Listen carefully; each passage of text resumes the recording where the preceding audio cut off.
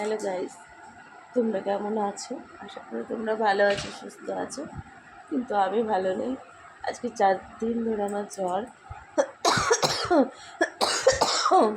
4 দিন ধরে আমার জ্বর।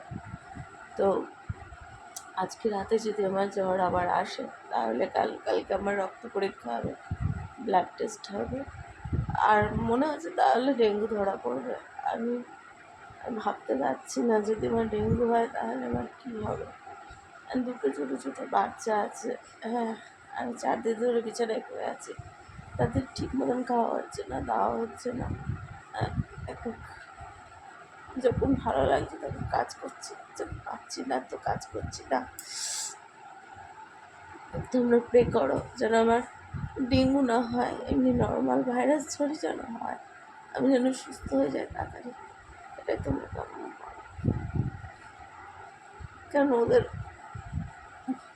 ঠিক মতন আমি খেতে দিতে পারছি না। আমার আমার 4 বছরের একটা মেয়ে আছে, তো আমার হাতে ছাড়া খায়ও না। কিন্তু আমি পারছি না, কী করবো, কিছুই বুঝতে পারছি না। তোমরা গডের কাছে প্রে করো যেন আমি সুস্থ হয়ে যাই, আর আমার যেন ডেঙ্গু না হয়। চলো, তোমাদেরকে আপডেট দেবো, জানাবো যে আমার জ্বর হয়েছে কি হয়নি, কালকে আবার জানাবো।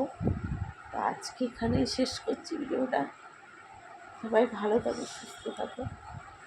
আর তোমরা গডের কাছে প্রে করো যেন আমি সুস্থ হয়ে যাই, আমার যেন ডেঙ্গু না হয়। চল, বাই বাই।